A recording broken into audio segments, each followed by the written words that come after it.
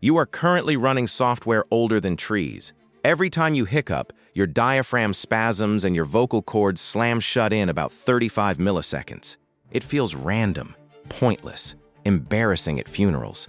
But that exact motion is how your fish ancestors pumped water across their gills. 400 million years ago, it kept them alive. Then vertebrates crawled onto land, the gills disappeared, and evolution just left the code running. It never deletes anything. It only abandons it. So next time you hiccup in a quiet room, congratulations. Your ancient gill firmware just crashed again.